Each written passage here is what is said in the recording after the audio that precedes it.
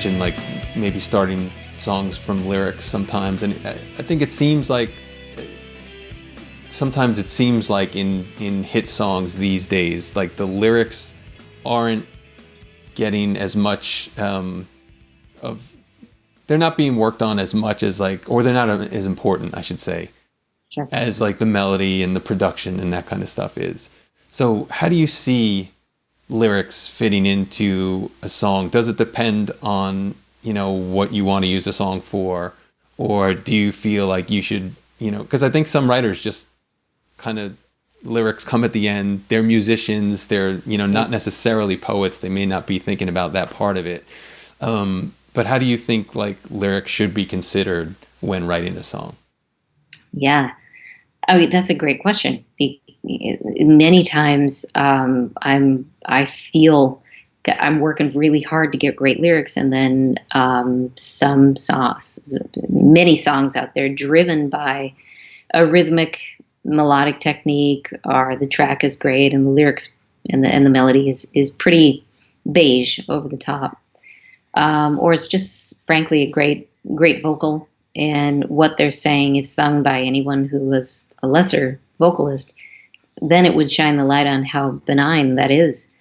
So, it's easy, I think, to become a little jaded, perhaps, about, well, why do I have to strive to write great lyrics if others can, quote unquote, get away with it and it's okay.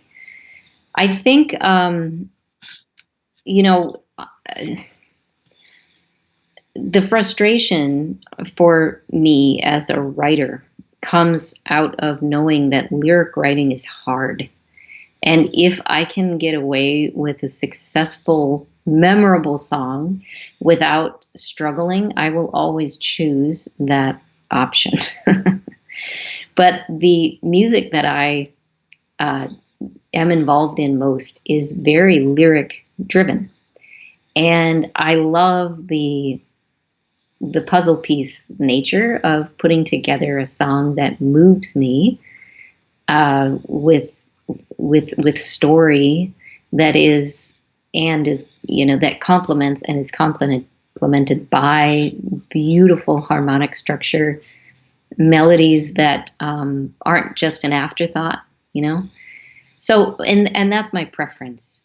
And then just to be able to release, I have no control of what's driving major artists to release what they're releasing. I have, the direction of the songwriting right now is very rhythmic in its melodies. I tend to prefer to write more, and melodic seems like a poor term to use, but longer phrases, interesting melodic themes that are not necessarily rhythmic based.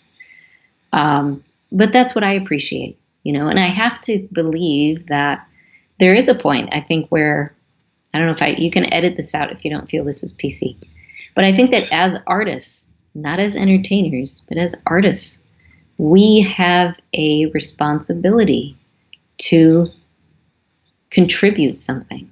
I mean, we have this incredible gift, and we can use it how we choose.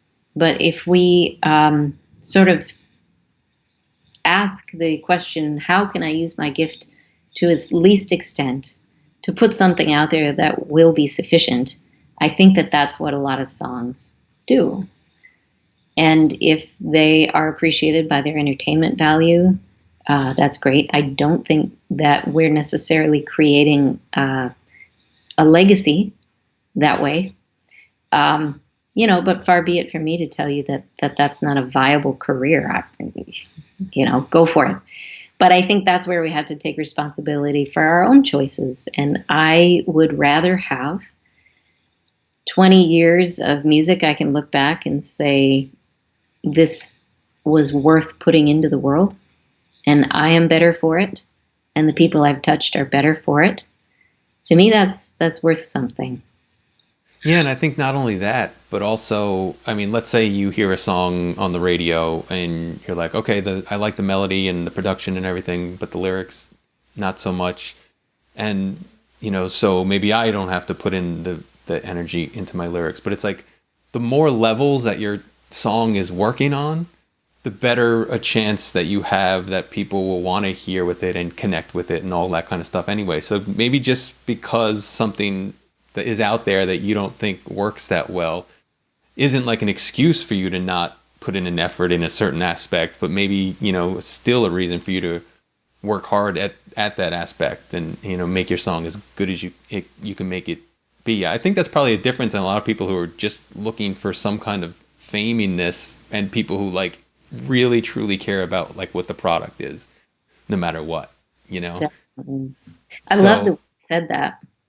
Yeah. I mean, I just think it matters, you know, and I also think there's value in if there is something that you struggle with. Let's say it's going back to lyrics, and that's the reason, you know, you don't think yours are going to be as good. I think there's just a lot of value in working extra hard at that part that you're not that good at, so that you can be better at it. And like we talked about earlier, working with a co-writer can be a good way to pull you into, you know, things that you may not be so good at. You know, it's kind of a way that forces you into learning new things.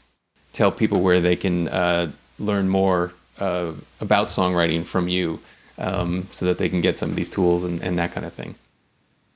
Awesome. You're so kind.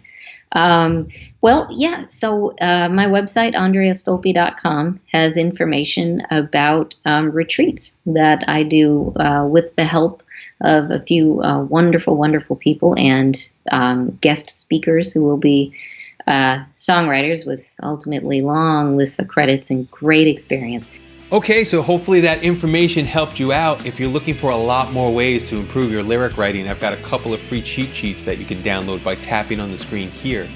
And if you have not yet subscribed to this YouTube channel to stay updated on our latest songwriting videos, you can tap our logo on the screen for that. And they'll also have links for that stuff below this video. So thank you for checking this one out, and I'll talk to you in the next one. Take care.